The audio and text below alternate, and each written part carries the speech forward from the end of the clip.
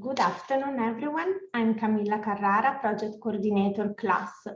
I'm really pleased to welcome you all today to the fifth session of the C.L.A.S.S SmartVoices 2022 program, Recycling as Transformation of Values Heading Towards Circularity. Now, I'm extremely pleased to present our today's speakers. Giusy Bettoni, CEO and founder of C.L.A.S.S, Hélène Smith, Chief Sustainability Officer of Recover, Mattia Trovato, Head of Communications Manteco S.p.A., Filippo Fanini, Founder EDMOS, Nicolò Cipriani, Founder Rifò. Enjoy your vision. So welcome to everybody. Thanks to be here with us today. It's an extremely pleasure to talk about something that everybody is talking about, that is recycling. It's a word that is really used, but it's not something so easy. I have just 2 slides very quickly, because we said from the beginning that we are interested in, recycling as a transformation of values that is going toward circularity. I'm quite, used to use this slide that is not mine. It's from our friend at development at Woolford, that is showing us how, the linear economy is working. So we take, we use, and we discard. We have the recycling economy, that is linked, is aligned with the recycling technology, where we try to make our best to recycle, and transport the values into something that is still, can do some economy. And then last but not least, the full circular economy where there is no waste, basically. So for us at C.L.A.S.S, the recycling is the technology that allows us, to transform values in a way that it can take us toward the circular economy where there will be no waste, basically. And when we talk about recycling technology, we know it's not just one single thing. We, normally highlight, but I will not go through everything because we know there is no time, but just to highlight that there are at least 7 aspects to make valuable, recycling. So the type of sorting process, sometimes we know now it's also automated or manual. The type of raw material, if it's natural, it's man-made or synthetic. The quality of the raw material. It's not that everything can be good, to recycle. So, and it can be pre and post-consumer. The type of process that you use, that can be mechanical or chemical. The type of recycling machine can make the difference. The percentage of recycled content, because sometimes we know that people is calling recycle and maybe just 5%.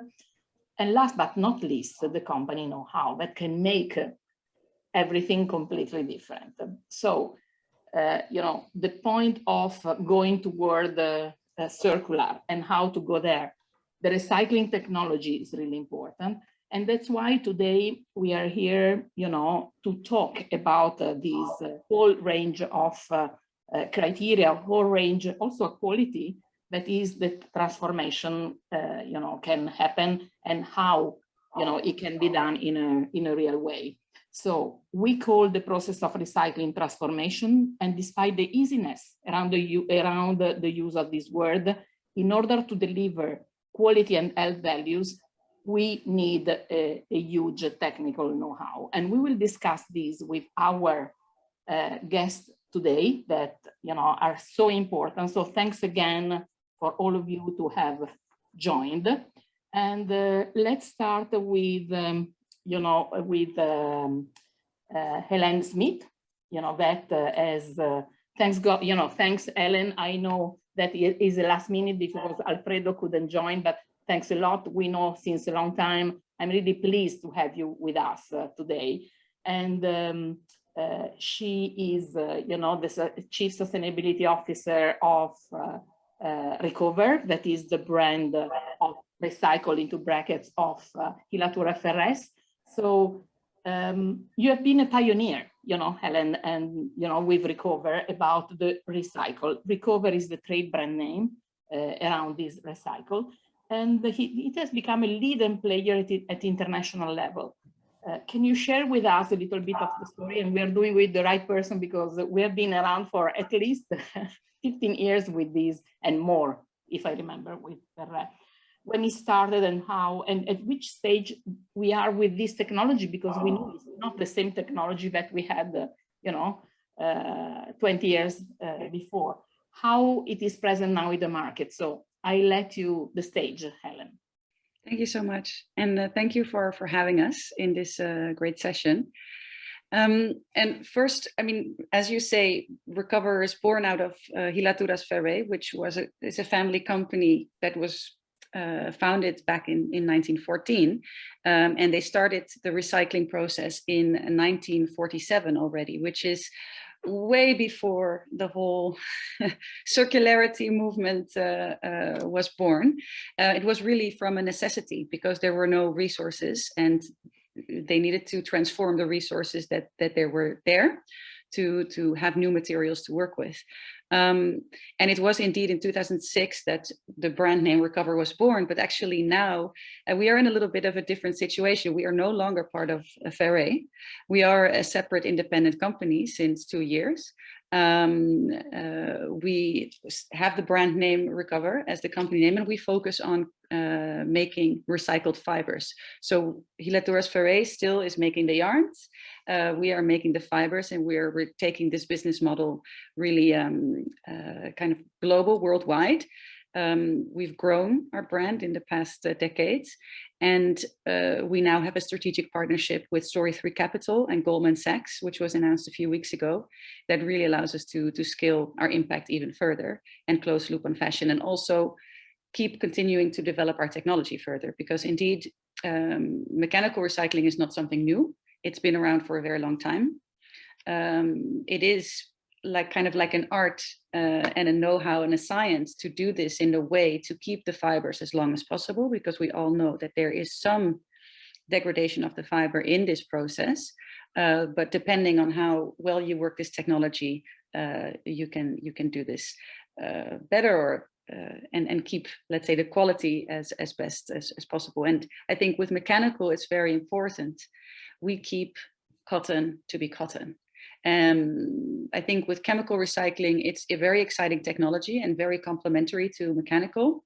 But chemical recycling turns cotton into a man-made cellulosic, which is also a great fiber, but it's not the same as cotton. And I think that the world to switch from cotton to man-made cellulosics in a huge way is a transition that I think will be not so easy for every brand and retailer.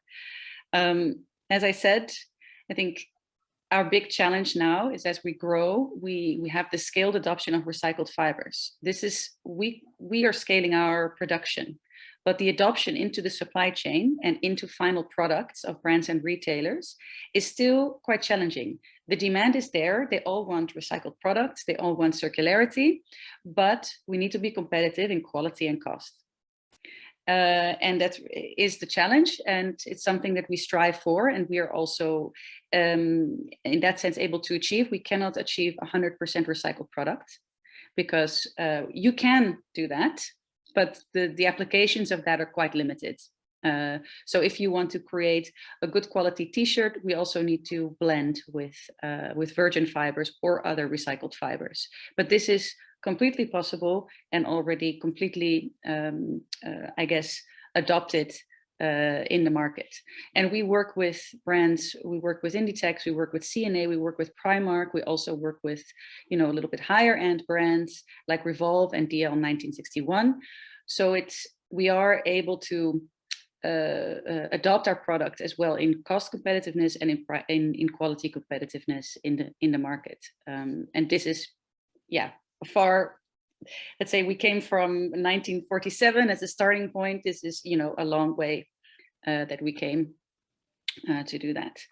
And let's say, and I think this is also leading into the next topic, which is that the way to achieve that is also really to scale globally. So we have opened new facilities in Pakistan and Bangladesh, aside from the factory that we had already in Spain. And other facilities to open also in Vietnam and other places in the world, because we need to be there where also the manufacturing is. You know, that was my really second question, because I think you have done the story of recycled cotton in a good way, in a mechanical, and implementing and making the blends, as you were mentioning. And we know that a big part of the market in terms of brand and retailers has already adopted Recover, right? Mm-hmm. So yeah, it has become really a sort of, you know, not, you know, common, but not commodity. And this is the good part of the value that you have been able to drive through Recover, you know. And to a certain extent, now it's really successful because the same business model you are replicating all over the world, you know, because we have always been discussing the fact that it's not possible for a plant to, you know, to send all over the world their yarns or fabrics, and you are doing it, and you are the first one to do it at global level. So we have been reading the announcement, you know, about, you know, pushing this. Can you share with us? You know, first of all, congratulations, because this means that the investment, the you know, commitment, but also the know-how, you know, because it's not something that happened to everybody. It's not just a question of investment. Sometimes it's also to be able to know how to do it. So can you share with us a little bit what is going on? Yes, of course. And thank you, because we are also very excited about the investment. And I think it's important to mention that it is the specific ESG branch also of Goldman Sachs that has made the investment, because we should not forget, with mechanically recycled especially, the impact savings of, let's say, 1 kilogram of recycled cotton compared to virgin is really, really huge on a water level, CO2, chemicals, you name it. And I think that's, you know, still we need to be competitive on cost and quality, but that is the big gain and the value that we create. We do something at a fraction of the impact, and we try to solve the waste problem at the same time. And I think the places where there is a lot of waste is the place where they are producing. So we want to have a win-win situation where, you know, in Pakistan, Bangladesh, there is a lot of textile waste. And there is production at the same time. So to be there means supporting also the local, the domestic economy by valorizing this waste in the country, because now all this waste is being exported or landfilled. It's creating value and a positioning also of these places, because they have the ambition to be a sustainable circular hub for production. They're still a long way away, because the mindset and the culture is definitely not yet fully in the circularity. So therefore, it's also really nice for us to be there, reducing the impact and the cost of transport, but also helping to engage and educate and train the people there to come into this mindset and these values of circularity as well. And this is for, let's say, specifically for my department of sustainability, a really great challenge in a positive way, an exciting one. Absolutely. And this is, to me, one of the best answer to people that is asking still to me, is there still textile in Europe? Yes, we can be really case history for new business model, new way to do things. And, you know, and I think for recycling heading to circular economy, because the fact that you moved the countries where the, you know, waste is really a problem and production is there at both sides, I think it's a great challenge. So, and maybe to add, because in Europe specifically, because also all the regulations that are coming here, the big challenge that we're going to have is post-consumer. I mean, yeah, we are in Bangladesh, and there is a lot of the post-industrial waste, but in Europe, we are really, you know, this is the holy grail of circularity that we want to tackle and want to solve, and this is happening right here. So amazing. So a lot of big thanks and congratulations to the whole company, and to Alfredo in particular, because he has been really a pioneer in all meaning. I think we now have a video to share. Okay.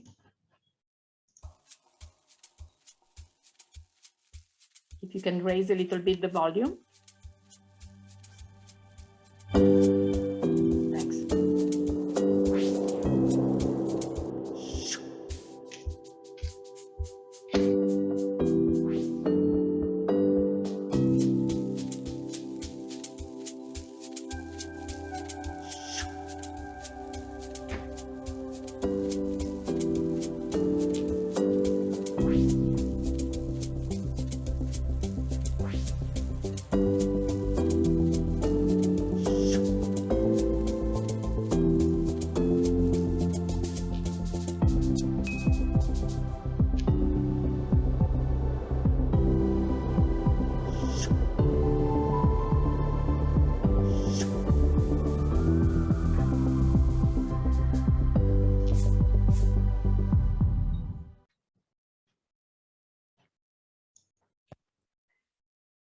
Thank you, Hélène. Thank you so much. And let's go from cotton to wool. So welcome to Mattia Trovato, Head of Communication of Manteco, another huge history behind, even if, you know, we talk about someone like Mattia that is 28 years old, and he has been taking, you know, this heritage of Manteco, and you are also heading the Academy of Manteco, right, Mattia? That, you know, is an experience that I, you know, invite everybody to discover. You know, I know that you are always full there, you know, when now we have been going through just, you know, remote to the physical part. And I think, where are you at the moment, Mattia? So I'm in the Archivio Manteco at the moment. That's a great place. Yes, it is. Yeah, Mattia, when opening Manteco website, the first visible sentence is Italian premium textile and circularity since 1943. Manteco started with an all military blanket back in 1941. So that's why I'm saying we have a lot of heritage today at these into bracket table. From a semi-destroyed spinning mill to a flagship in the textile industry, today your MS system, and we will be talking soon about it, is pretty known and recognized in whole the world.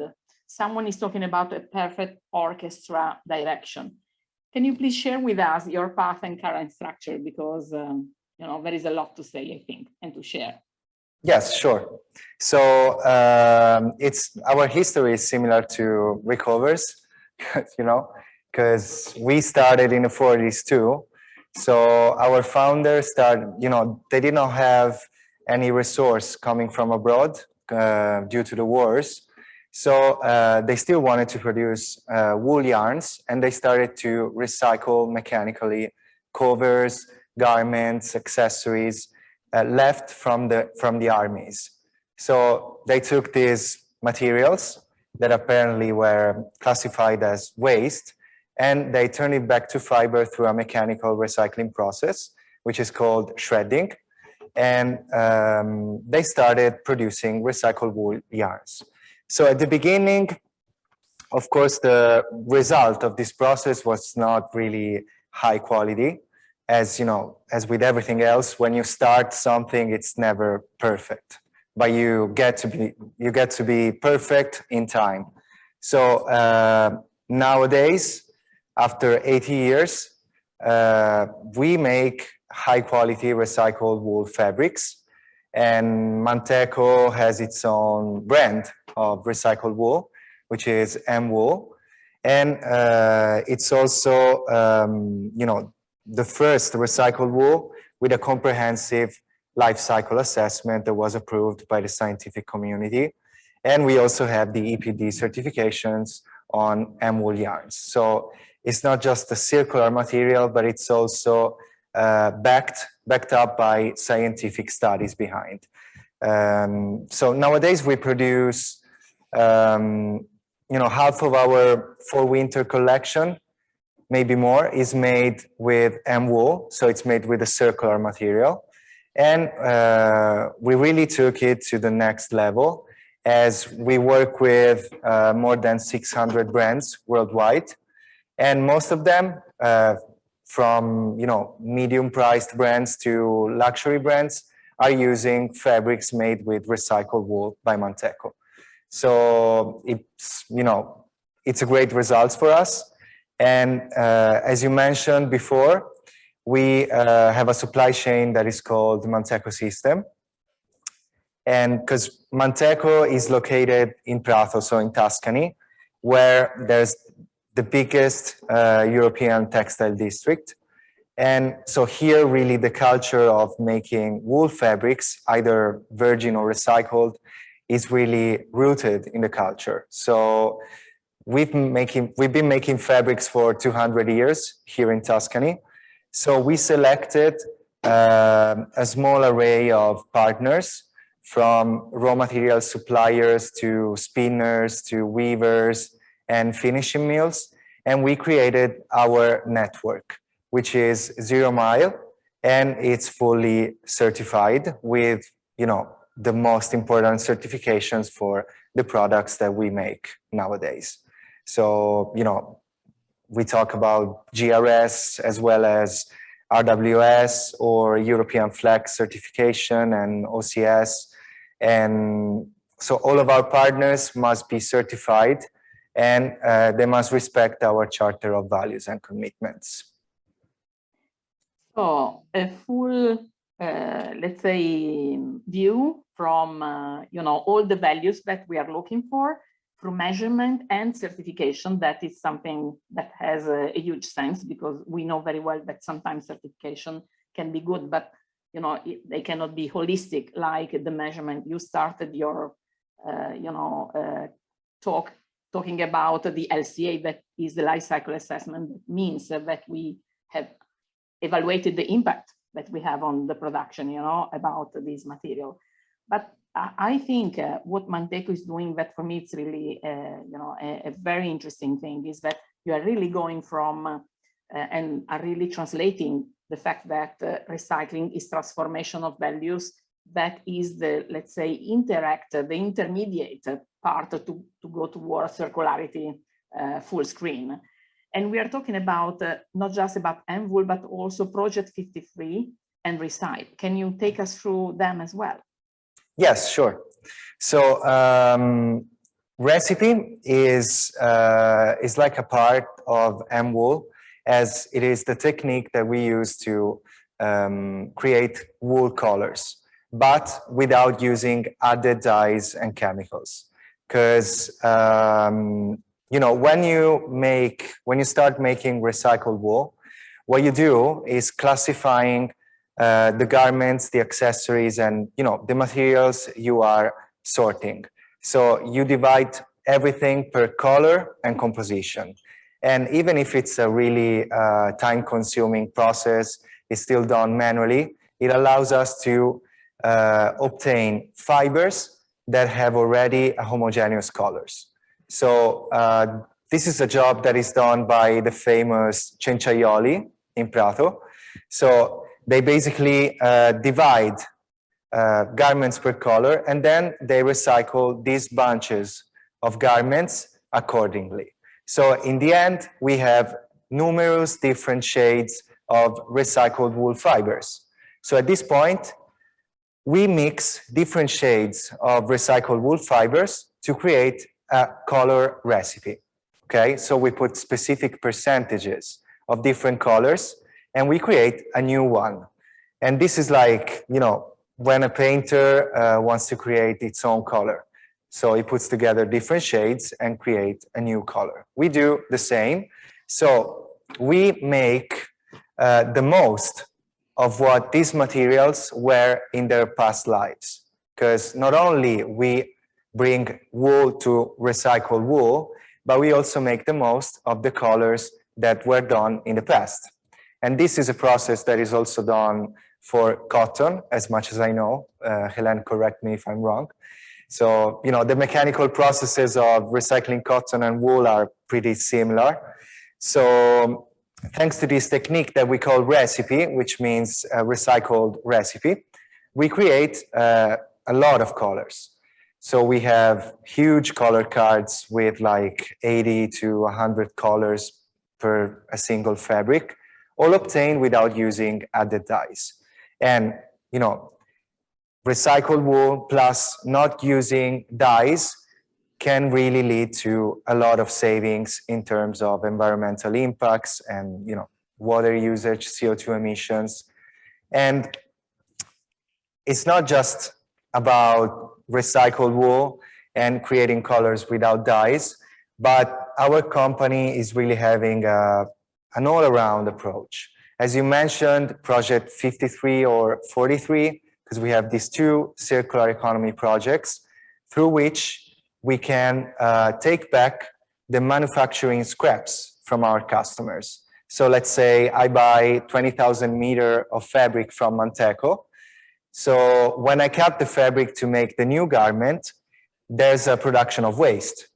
So instead of landfilling this waste, which is usually from 4 to 20% sometimes, we can take back these scraps or offcuts, and we take them back to fibers, and we make a new fabric out of it. And this can be done with our fabrics if they are recyclable, and also with other suppliers' fabric, still if they are recyclable. Or it can be done with unsold garment, because unsold inventory is one of the major problems in fashion at the moment. So we really try to solve not only our problems in terms of scrap production during the manufacturing process, but also problems regarding other phases which are outside of Manteco. So the garment making or inventory, we try to make the best of wool in every way possible. Thank you, Mattia. I think, listening to you and Ellen, it looks like everything is so easy, and simple, but you are describing something that is genius, and it took a long time, to fine tuning. And I think also all the matter of colors that I think also for Recover has been one of the key method, because of the challenge is not to make the color, but to engineer, to find a way to get the best color without, adding new dyes or water, and I think you both has a huge color card that is amazing. And that I think, if I remember correctly, Mattia, tell me if it's wrong, 1,000 color, something in the recycling, yes. Right? Yeah. So, something that even with a normal color card is not possible, but thinking that we can transform, something that people think is a waste, I think it's amazing. And I think the same for Recover. I don't know, Helen, if you want to share the number on the color card for Recover, but not as much as 1,000, but we offer, let's say, a few, like I think up to 30, around 30 standard colors in the color blend, which a recipe for us is color blend, but we can do custom colors. But so that's obviously something that is very, very wide. Yeah.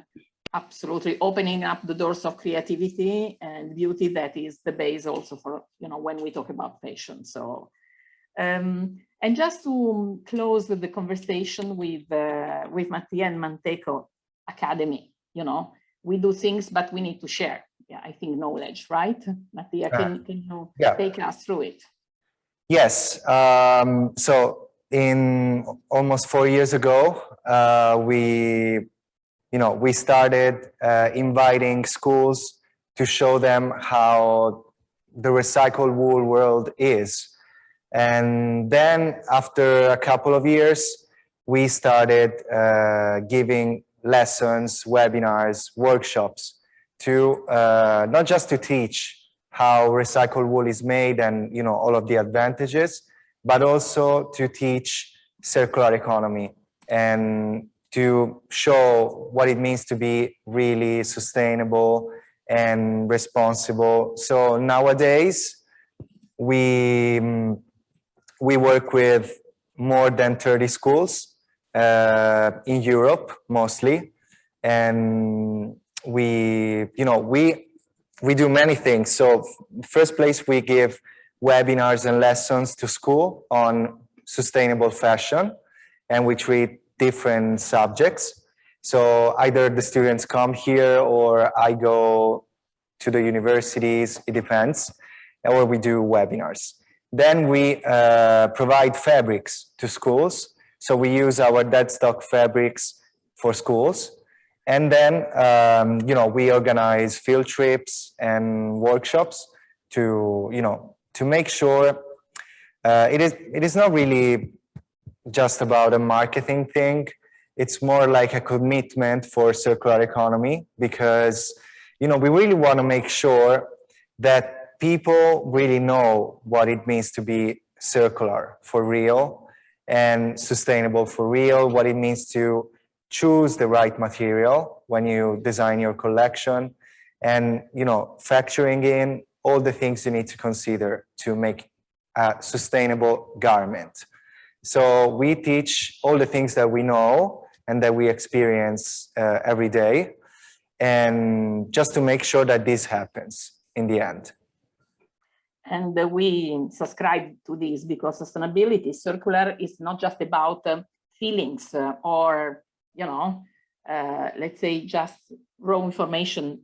Sustainability is about knowledge. And if people does not share knowledge about what we are doing, you know, it's not possible to get it done. So thanks a lot, Mattia, for sharing with us today and taking the time. And thanks to Manteco for the good work that you are doing since a long time. And, you know, and the fact that you are always, as we said at the beginning, it's not just about recycling. It's much more than that. It's a commitment to go toward circular in ways that every day are changing, and you know, where you need investment, but not just investment money, but in time and knowledge. So thanks, Mattia. Sure. Filippo, welcome. Filippo Fanini, founder of EDMOS, a project that helps brands to bridge the circularity of sustainability gap through upcycling leather scraps. So we have seen cotton, we have seen wool. Let's go now to leather, this unknown universe that is so important. So, and you are talking about also a patented process because it's quite a new thing. Just to give you some background of Filippo, he is also a faculty member of the design department at Polimoda Institute. So creativity is about, you know, bread and butter here, right, Filippo? And you are the sole administrator of GLAD, leather apparel production company that covers the entire cycle from research, product development, and the making of the entire collection. So, yeah, Filippo, welcome. EDMOS is a smart, innovative, regenerated leather, a patented, unique, developed with the most advanced artisanal skills. You know, you will see more and more in our conversation with class that industry and artisan is always meeting together, because that's what we need. And that's where I think Italy and Europe is really avant-garde, based upon a special transformation of the scraps of leather, you know, that is pre-consumer. And so, Filippo, share with us, you know, what is EDMOS about, why you started this thing, how, because there is a lot of, you know, knowledge, there is a lot of commitment also for that. That's and a wonderful outcome, I have to say. I'm still fascinated. First of all, I want to thank you for this opportunity to be giving a speech, if you can say, with this important company that were before me.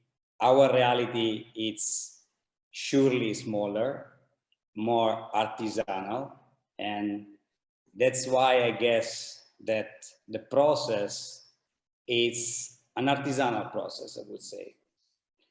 And how it started? It started basically from 2010, when working in the company which I own and my family owns from the 80s, I started to really pay attention about the amount of leftovers that production was having in such a small reality like mine, you know? And I was start wondering myself, like, how it's possible that a company of 30 employee is producing so much leftover that you even have to pay to get away, basically. And what's happening then in bigger company and in bigger realities, no?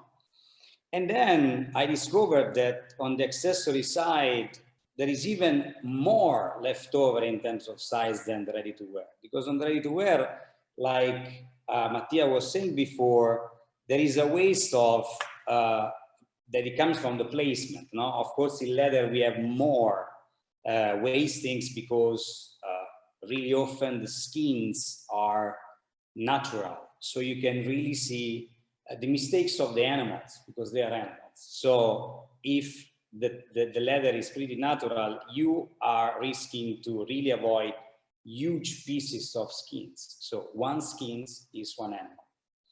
So I get somehow inspiration from the industry world, and it happens for me to pay attention about the druciolato wood, rough druciolato wood, and say, why we don't try? So from that moment, we start to basically reuse this leftover,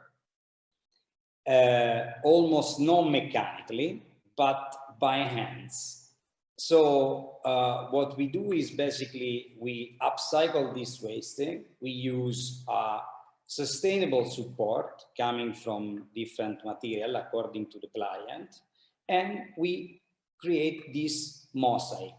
In fact, I like to point out that the name is coming from EDMOS, comes because the idea comes from me, but the hands, the first hands that reuse the leftover for the first time are my father's hands, and he's called Edmondo. So I said, let's call him EDMOS, the mosaic of Ed, no? And yes, basically, since then I try to create final products, since I'm a product designer. I really pushed myself to basically try to see what was possible to do with the leftover, try to present to our client to create this circularity. I was telling to the client, imagine that you show to the showroom, to your client, that you're producing the garments with this leather, and then you see the leftover of the skins are happening to be in a certain way, for example, not creating maybe another product categories or another product coming from another product categories and so on. The difference is, at the beginning, I was trying to work with an engineer, a friend of mine, to make it as most industrialized as possible. But then I stopped because I felt like the uniqueness of each panel was coming mostly from the sensibility of the maker and the hands of the maker. So I say, why should I try to repeat the same mosaic? I think the beauty is that you basically have every time a different positioning, because leftover, as you may see from the slide, in ready-to-wear especially, you can see that there are different shapes. So basically what the makers is doing is just taking the leftovers, adjust them according to the sensibility, according to what she or what he is thinking when he look at this so precious leftover, and replace it together by hand. Because I think that it's from some point of view, it's a social sustainability, no? Make sure that the human being can still keep on working with hands and so on. And then obviously this process, since it's almost non-mechanical, permit to use 0% of water until the finishing. Why I'm saying the finishing? Because EDMOS is mainly the base of this new skin. But then on top, since it's a skin, you can use exactly every possible treatment that you find on the tannery world. You can overdye an immersion, you can work with metal-free, you can do spray, and there at that point, of course, a little bit of water, it's used, as you may know, for the tannery process, even though in Europe, especially now, all the water is recycled, so all the machines are working pretty in respect of the environment and so on. So yes, basically this is the process that you basically get back, and then you can do a finishing. For example, on the final slide, you see a final product like a bag made with the base of a leftover multicolor. But then, of course, during the process, there are some way of making it novel again. You can color it on top. You can do annihilation, you can do lamination, you can do coloring and everything that is existing already. You can laser cut, print it, laminate it, and so on. Obviously, the beauty is that we can work on a more camouflage product, like you may see on this bag on the left. We can completely create a product that is monocolor, or even create pure artworks. Because again, as I said before, I really believe on artisanally, and I really believe on the hands of our Italian artisans, and not just Italians, but I really believe on this kind of process, which is, I guess, sustainable. Every panel is unique, as you may understand, and yeah, that's mostly the rough idea. I don't know if I was clear enough. Well, more than rough idea, we have seen something really special, new. Of course, at the beginning, we are not, let's say, we do not have an heritage. We have an heritage on how to treat, material like leather, but a new way to recuperate and, to transform, again, the leather scraps into something that has even more value than before, as far as we can see here. But yeah, it's where creativity, innovation, responsibility, and a good design, because design has a huge part. Everybody into brackets can recuperate things, but how to recuperate it, how to create value and to design something special, I think it's the big difference. And I think the people that is already, want to adopt EDMOS is showing that the reality is working quite well. Can you share with us? Yeah, I basically, at the beginning, it was, as I said, like 12 years ago, it was a bit difficult. I felt myself like, oh my God, because people was looking at me like, what are you saying? No? And for me, the process, it's so simple and so natural that I don't know why clients or anyone would be interested about it. And but lately, from like a year and a half ago, I found out that people get a little bit more interested in this, and I started already in having few collaboration. One pretty important one will come really soon public. Today I don't feel like to share it, but at the moment we have an American brand which is called C.L.A.S.S, that already is selling the product in denim, in leather, and Farfetch. And I love to work with upcoming designers, even in school. I try to sponsor somehow people and designers that are really interesting on working with this artisanal technology. And Andrea Grossi, that is working now at Diesel with Glenn Martens, it's really pushing a lot on creating and bringing this technology from leather to denim and so on. And we have a collaboration with Rocky Ford, which is an American artist in Williamsburg, based in Williamsburg, because she would love to somehow give an interpretation of their own artworks with leftover materials. So I love to work transversely from many aspects, and I wish to even move this technique on furnitures. We have Delvi Studios in Turin, really interesting on these skins. They couldn't make it on the Salone del Mobile because they found out just a few weeks before. But I feel like a lot of things are moving at the moment. And what I thought it was a weak point for us, which was not be industrialized, I find out that they really think that this is the plus. Like it's a special thing. It's a special thing. Yes, yes.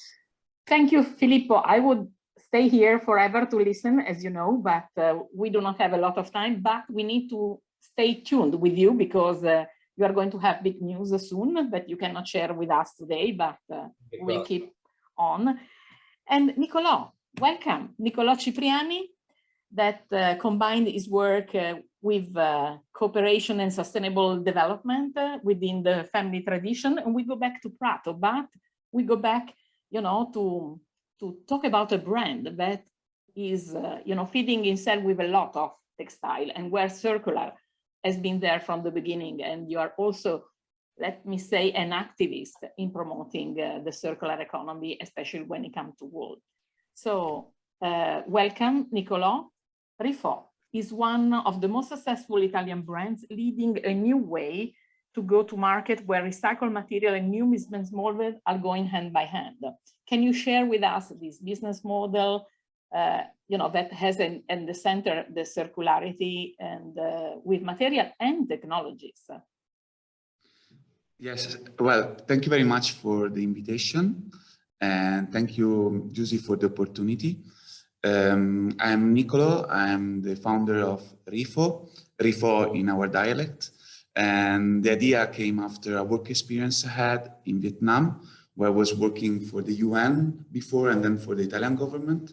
I was managing development cooperation projects, mainly in microcredit, microfinance, and vocational training fields. When I was there, actually, I realized that there was a problem inside the fashion industry, mainly in the fast fashion industry, that is overproduction, because I saw huge quantities of clothes coming back from the Western countries to these developing countries, because they didn't want to lower the prices in the Western markets.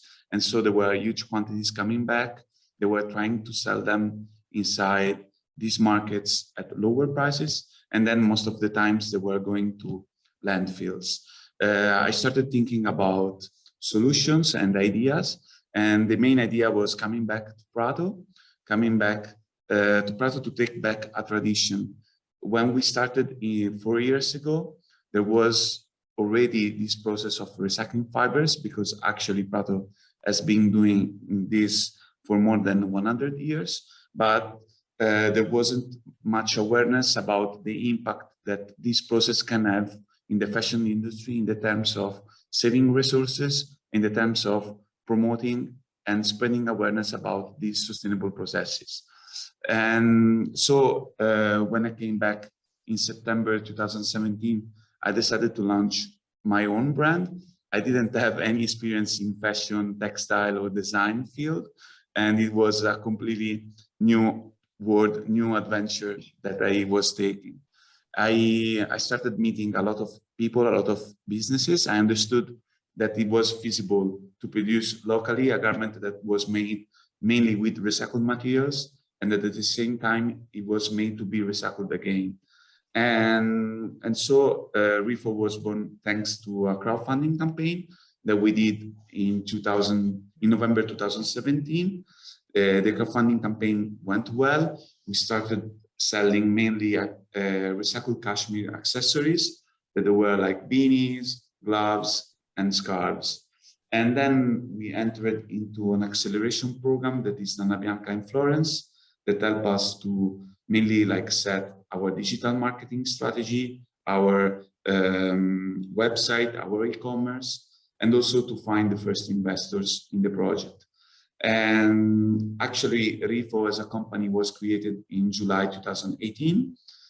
The name comes from rifaccio, that means I remake in our dialect, because I remake a garment, I give it to it a new life, and I remake a job that is the one of the ragmen cinciaioli, that are the craftsmen that sort all clothes according to the material and to the color, and then they shred the fiber and make the new yarn.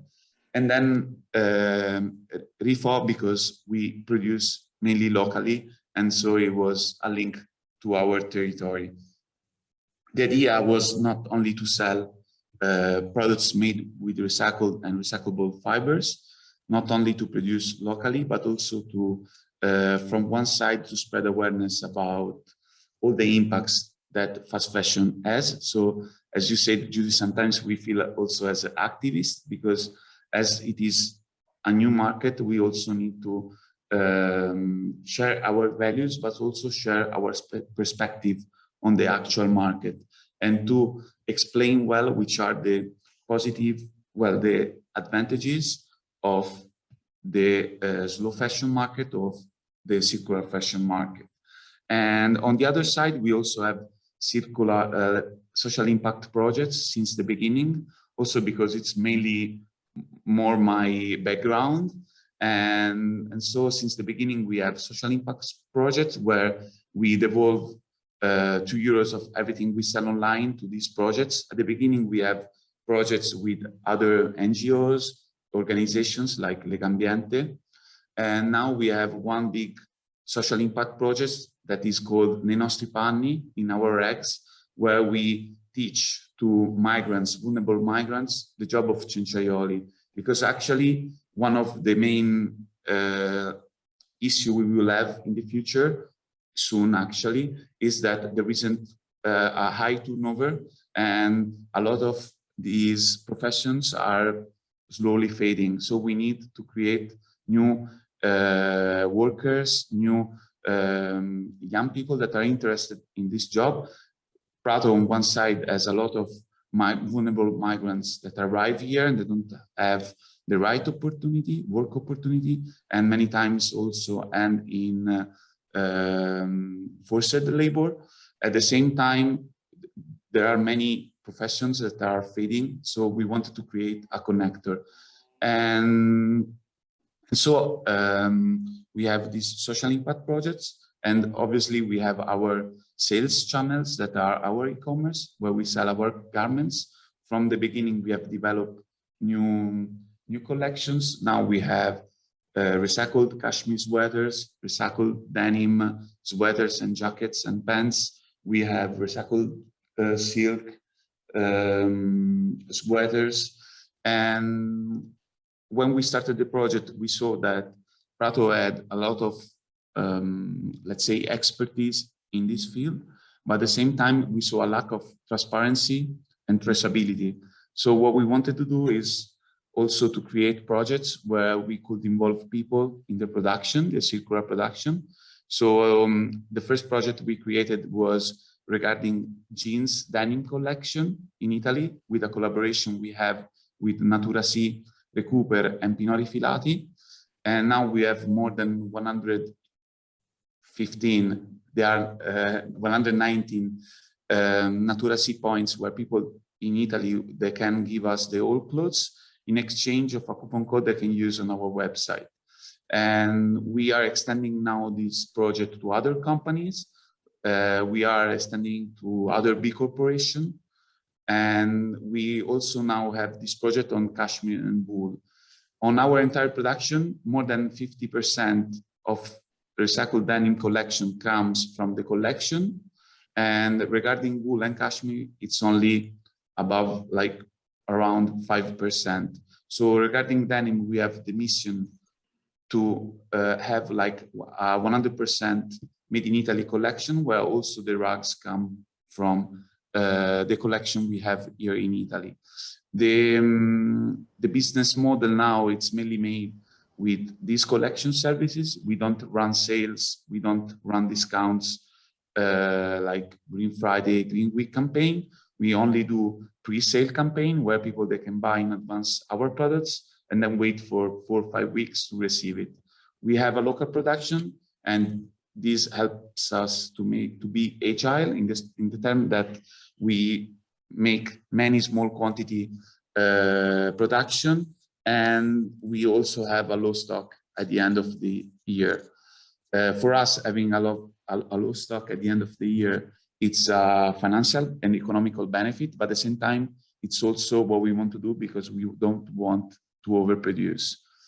And I saw a question regarding our target persona. Yeah, so, we would like, can we wrap up now here, because, and we can do the question that I think there is one for you and one for, I think, for Mattia. For Mattia. Nicolò, I think you have taken the whole, look at Rifò as I wanted. I had the second question about the project, and I think you're already done. And I think your business model is really amazing, because you have started, not just talk about customer, but involving customer into the project to become member, active member, to go to circular, approaches, right, Nicolò? That's what I think is amazing. And transversally, also in retailer, you have mentioned Natura C, that for the people that is not part of Italy, is a biological food retail chain. So it's really transversal and it's working quite well. So for me, it has been really great to go through today through this journey around recycling that is going toward circular economy, but in very concrete way, with commitment and strategic new way to do business that are going over the European doors, and that is involving the whole supply chain, not as a customer, but becoming a synergy, like for C.L.A.S.S has been started, and the meaning of C.L.A.S S is creativity, lifestyle, sustainable synergies, because alone we cannot do anything. And that's why we try to give maximum voice at these, information that is a huge knowledge that sometimes is not so easy to get. So first of all, thank to everybody. I'm sorry, I'm rushing a little bit because we are really close to 5 o'clock. And I'm really sorry because today we had some Zoom connection problems. So we had problems I have received at least 10 messages of people that couldn't join. So we will send the link, with the recorded session. Unfortunately, these things are happening. But now I would like to leave Camilla with the question, because that is really an important point. Camilla. We have a first one for Mattia. Do you recycle different blends as well? Wool with textile, silk or polyester? What about superwashed treated wool? Well, it would take me a long time to reply precisely to this question, because with this question, we entered the world of eco-design, which is really hard to explain and long. But what I can tell you is that we usually recycle pure materials, which are the best for recycling. And I'm sure Hélène and Nicolas can both agree with me on this. So the purest the material is, the better it is for recycling. And then we also recycle bee fiber blends. So like wool and nylon, wool and polyester, which gives life to a recycled fiber that is still versatile. And the more fibers you put in, the less recyclable the garments will be. So we usually do not recycle tree blends, stuff like this, because they're really tough to be recycled. And superwash treated wool, personally, I've never heard anything about recycling it, so I cannot tell you if it's easily recyclable or not. But usually, we avoid bonded fabrics. So even, chemically treated fabrics with water repellent treatments, because, they kind of contaminate the new fiber. And this will give life to a fiber that is not so versatile and usable for further productions. Thank you so much. And now there is a question for Nicolas, which is the Rifò target persona. Thank you for the question. So actually, well, we know it pretty well, because at the end of every purchase, we send a survey to our customers, where if they fill it, we give them a little discount. And we have more than 3,000 answers to this. So we know, not like precisely, but we know pretty well our personas. So normally there are women, the 80% are women, from 25 to 45 years old, with a higher level of education. They are really interested into sustainability, nutrition, and sport activities in outside. And interesting is that when we talk about nutrition, 40% of them, they're not vegan, they're not vegetarian, but they try to eat as less meat as possible. And also most of them, they have let's say like high average income. And we also work with our personas when we develop our design, because we do co-design activities. So when we launch a new collection, we send surveys to our community in order to get data to better design our new collections and to better understand what are the requests of our target clients. Thank you so much, Nicolas. And now one for Filippo. What was the biggest challenge in establishing EDMOS? I guess that what is the biggest challenge to keep on, and it's really recurrent. It's so difficult to make the clients understand the real meaning of uniqueness, because we all talk about uniqueness, but when it happens to see unique panels, it's difficult to explain why, for example, one bag is slightly different from the others. Not in colors, not in the finishing, not in the hand, but just because the leftover are visible, and you see that on a certain point there is a certain shape, and on another there is another shape. And this is still difficult to make them understand, because in the end, it's about behavior. No? The behavior of the consumer really often needs to be similar to others. This is the reality, no? And that's why we want to have something, no? And having something similar but not exactly the same still makes even the relationship between us and designers, like not all of them, thanks God, but I mean, many of the designers, they're still like, yeah, but I would like to have these in this position. I would like, no, this is not possible because it's handmade and every single panel is unique, for real. So I would say that this is the biggest challenge, to make people understand uniqueness. Thank you, Filippo. There is another question for Hélène. What is the market niche most interested in the Recover project? I think this actually maybe is not so much a niche. I think these are the big users of cotton that actually have a sustainable cotton strategy, big retailers, but they see that organic cotton is not enough available. So they really see recycled cotton as a great option to fulfill their sustainable cotton portfolio. And a lot of them are big retailers. So even the, we are working with Primark and C.L.A.S. So they are the lower cost cotton products.